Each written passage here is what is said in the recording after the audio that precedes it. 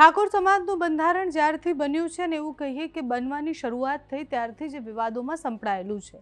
જેમ જ બંધારણ બન્યું એના પછી ડીજે વાળાનો વિરોધ થયો, ગેનીબેનનો વિરોધ થયો, એના પછી અર્જુન ઠાકોર અને ગબ્બર ઠાકોરે એ નિયમો તોડ્યા અને પછી સમાજ બહાર ગયા, એ વિવાદ થયો અને ફરી એકવાર ઠાકોર સમાજના બંધારણનો ઉલ્લંઘન થયો છે, એ પણ એમની હાજરીમાં, જે એવું કહે છે કે બંધારણનું ઉલ્લંઘન તો નહીં જ ચલાવી લઈએ। ગેનીબેન ઠાકોર એક કાર્યક્રમમાં હતા, એ રિસેપ્શન હતું લગ્નનું, અને લગ્નના રિસેપ્શન દરમિયાન ઠાકોર સમાજના બંધારણના લીરે લીરા ઉડ્યા હોય એવા વિડીયોઝ વાયરલ થયા છે। નમસ્કાર, આપની સાથે હું છું પાયલ।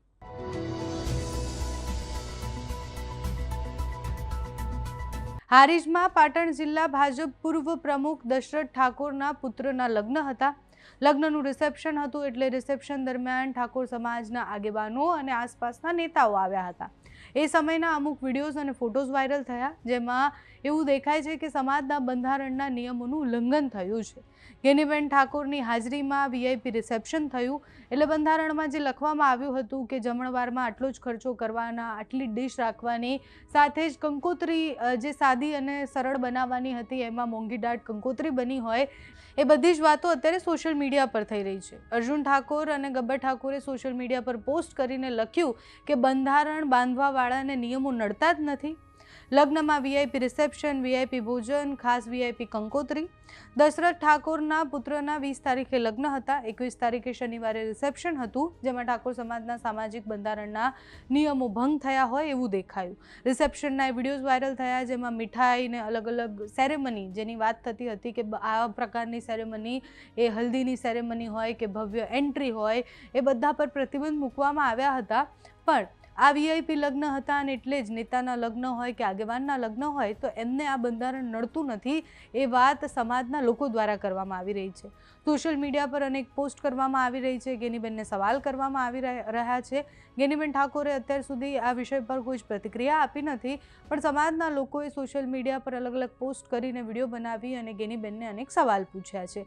પહેલા સમાજના આગેવાનો જે કહી રહ્યા છે તે સાંભળીએ। મારું તો એવું માનવું કે સમાજને આપણી મારા છોકરાના લગ્ન હોય તો મારે બધે માટે સમાંતર રાખવું જોઈએ। હું ઠાકોર સમાજનો દીકરો હું, પણ આ સાહેબે એવું ભેદભાવ રાખ્યો છે કે ઠાકોરને અલગ બોલાયા અને બીજાને અલગ બોલાયા, અને રિસેપ્શન રાખ્યું, ઠાકોરને માટે જમણવાર અલગ અને બીજા માટે જમણવાર અલગ।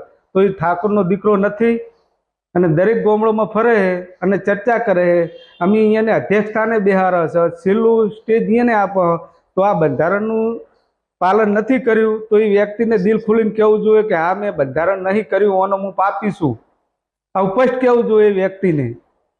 જો હું તો એવું માનું કે મને એવું સ્પષ્ટ દેખાય છે, આ ઠાકોર સમાજને એ વ્યક્તિ ગણતો નથી।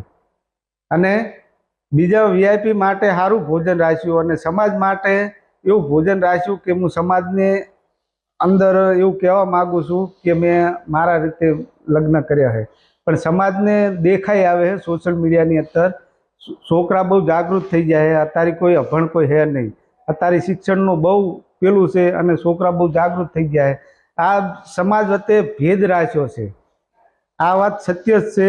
એક જ દાડે લાઈફની અંદર કંકોત્રી સપરણી થઈ, આ ધણીએ પિસ્તલ જ એની મોનોપોલિક ચૂંટણીની આગળ વધારવા ઓલી થઈ, સમાજને અલગ કંકોત્રી આલી અને બીજાને અલગ કંકોત્રી આલી। એક જ નિયમમાં કંકોત્રી સપેલી છે અને કંકોત્રી બે મારી જોડે પડી છે। બોલો, તમે સાબિત કરવા માંગતા હોય તો હું તમને બતાવું। આ વિશે મેં ચર્ચા ચેહુજી પ્રમુખ જોડે ચર્ચા કરી છે અને ચેહુજી એવું કીધું કે આપણે મીટિંગ 1 તારીખે રાખીએ અને કે જો આપણે આ સમાજનું પાલન ના કરે તો આપણે આ સમાજમાંથી આ ભાઈને બહિષ્કાર કરવો જોઈએ, એવું મારી નીતિ તરીકે હું માનું છું। હવે સવાલ થવાના સ્વાભાવિક હતા, જ્યારે પણ કોઈ બંધારણ બને એટલે આપણે ભારતના બંધારણની જ વાત કરીએ તો એ બંધારણનું ઉલ્લંઘન જો પોલીસ કે પછી કોઈ નેતા કરતા હોય ત્યારે સૌથી પહેલો પ્રશ્ન એ જ થાય કે જેને બંધારણનું પાલન કરાવવાનું છે એ જેનું ઉલ્લંઘન કરે છે, અને આ કેસમાં પણ કંઈક એવું જ થયું। ઠાકોર સમાજનું બંધારણ અને ચુસ્ત રીતના પાલન કરાવવાની વાત કરતા ગેનીબેન ઠાકોર જે લગ્નમાં કે જે રિસેપ્શનમાં જાય છે એ રિસેપ્શનમાં જ એ નિયમોનું પાલન નથી થતું। ગેનીબેન ઠાકોર સામે અનેક સવાલો છે, ગેનીબેન આ વિષય પર ક્યારે પ્રતિક્રિયા આપે છે જોવાનું રહ્યું। તમારું આખા વિષય પર શું માનવું છે અમને કમેન્ટ્સમાં જણાવજો। અત્યારે આ વિડીયોમાં બસ આટલું જ। જો તમે અમને યુટ્યુબ પર જોઈ રહ્યા હોય તો સબસ્ક્રાઇબ કરજો, ફેસબુક પર જોઈ રહ્યા હોય તો ફોલો કરજો, અમારા વિડીયોને લાઇક અને શેર કરજો।